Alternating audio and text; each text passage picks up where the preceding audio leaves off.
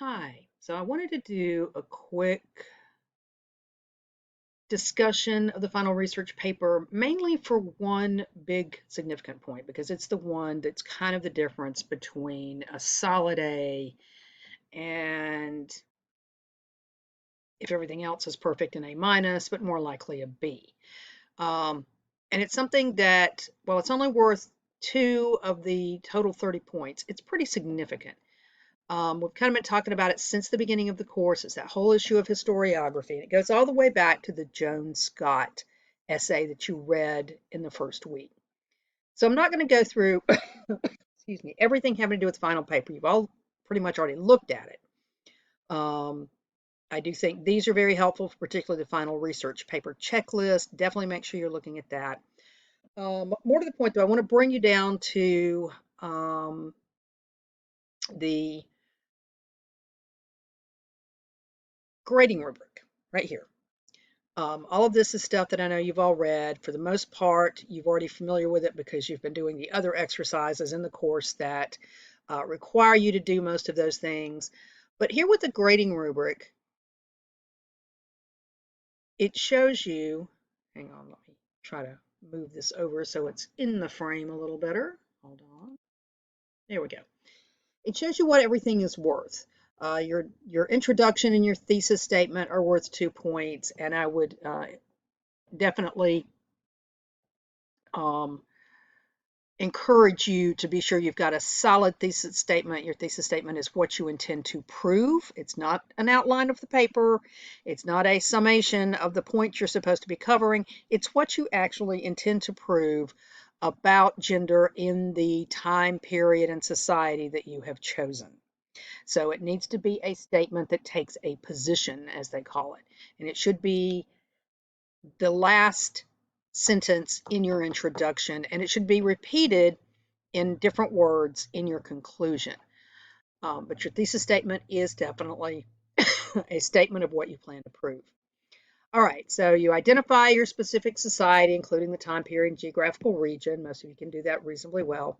But this is the part right here that I really want to talk about. It explains the significance of using gender as a category of historical analysis.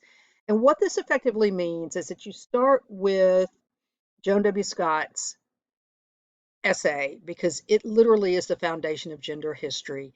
And you consider her idea about gender being a focal point for discussions of power, particularly in societies. You can look at it from the political position, the economic position, the religious position, the social position, even the household and family position. But that is foundationally what Scott is arguing, and that is what has set us on the course of a discussion of using gender as a category of historical analysis. So consider Scott, and then consider how the sources you're using also talk about gender and how for them, what the balance is in the power dynamics in your society. All right, then you're summarizing how the chosen society understands or defines gender roles, ideals, and expectations. You're evaluating how gender constructs influence the social, economic, political, legal, religious, or cultural history of the chosen society. And then you provide your conclusion.